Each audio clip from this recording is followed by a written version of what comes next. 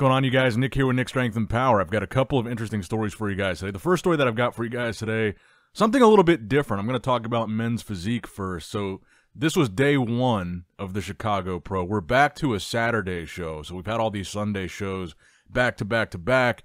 Chicago Men's Open Bodybuilding Pro is tomorrow, Saturday.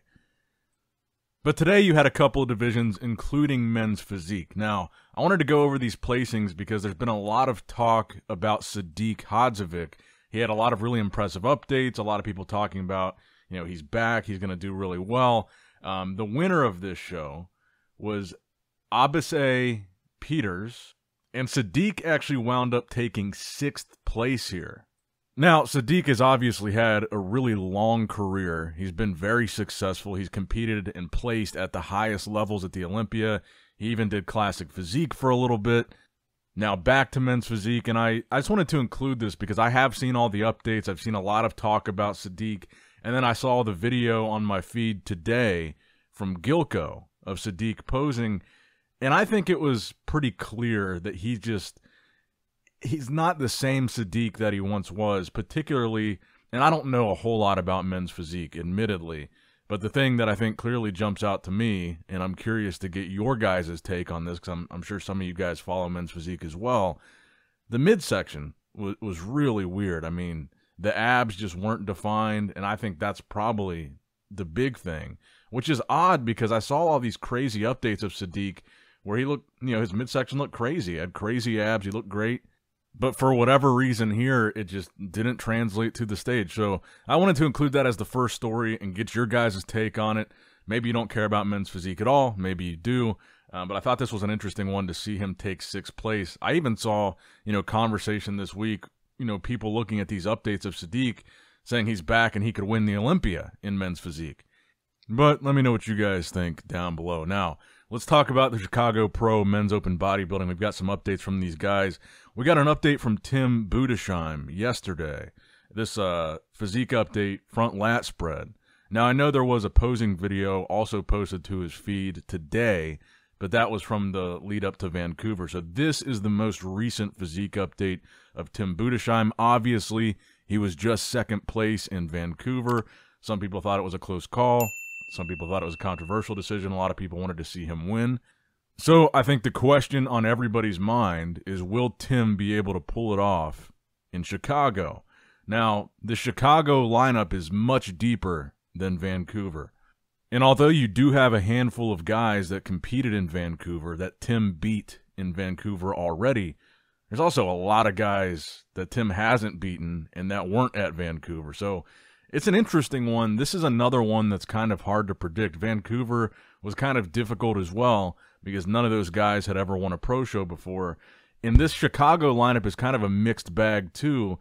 There's really no clear frontrunners. You know, a lot of times we'll have these shows where a guy like Hunter Labrada or Andrew Jack will jump in and they're like the clear favorite because obviously they're like superstar big name bodybuilder. But some of these lineups like we got here in Chicago, like we had in Vancouver, lesser known guys that haven't won a show, there's really no clear this guy's going to win or really no clear favorite, even though I'd like to say that maybe on paper Tim should be the favorite because he was just runner-up in Vancouver.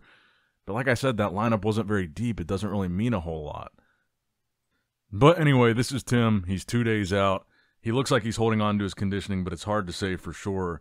Actually, let's go ahead and pull up the competitor list again. I want to refresh my memory because there were so many guys. So Slavoj Bednar, he was in Vancouver. Christopher Berner, Tim Budeshiem.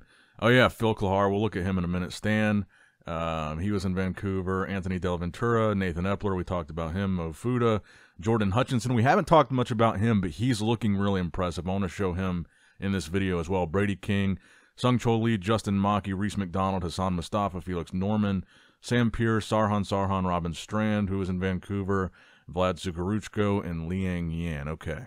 So let's talk about Jordan. He just posted some updates, and honestly, I wasn't super familiar with him going into this show.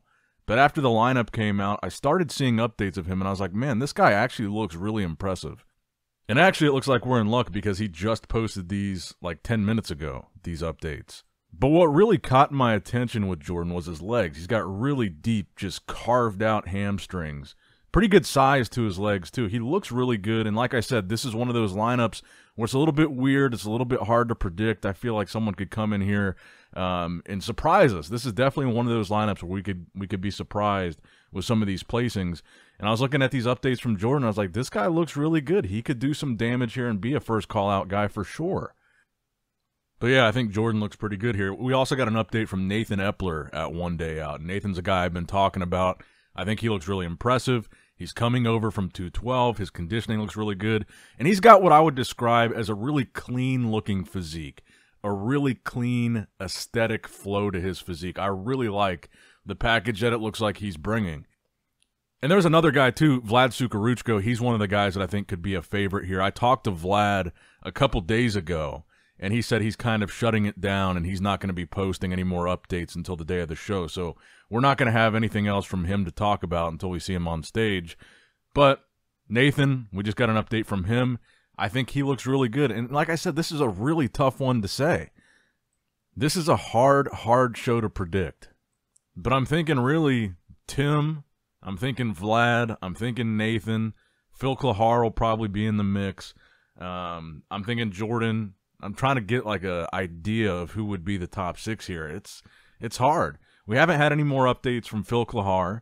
We haven't seen any updates or any indication of how Hassan Mustafa is looking. We got an update from him that he checked in, so we will see him on stage. He is competing. He actually is in Chicago, and he's checked in for the show. But we haven't seen any physique updates. We have no idea how he's going to look.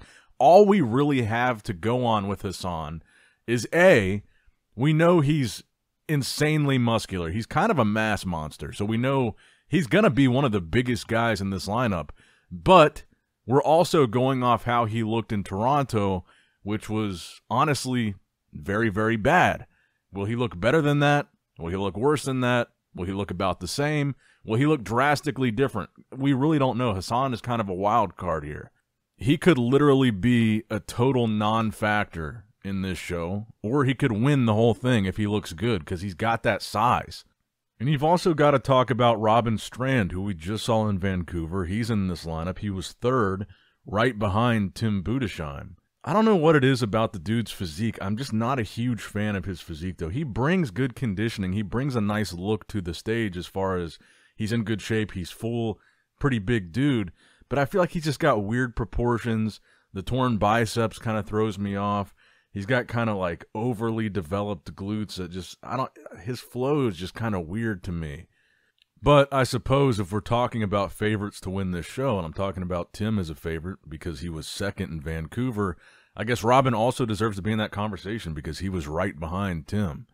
And I don't mean any disrespect to Robin because he's done pretty well at some of these shows. But I kind of look at it like this. I look at it through this lens of when you're talking about a guy winning a show, they're winning that show to qualify for the Olympia. So we're talking about these guys that are winning these shows in the context of the greater stage, the grand scheme of things, the Olympia. So when I think about guys winning shows going to the Olympia, I think about how are they going to do at the Olympia.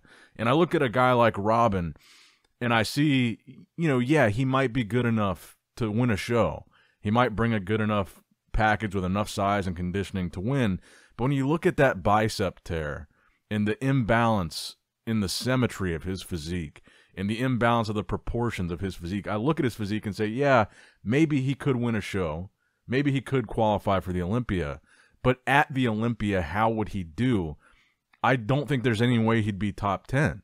And I think with that imbalance, the bicep tear in particular, that lack of symmetry, it really throws off his physique. And I think with something like that, not to say that you can't come back from these injuries because people have and can, but that bicep as is, that physique would never win the Olympia. So I kind of look at it through that lens. Like you can look at some of these guys and say one day maybe they could win the Olympia, but with that level of imbalance, it's like one of those things I just can't see.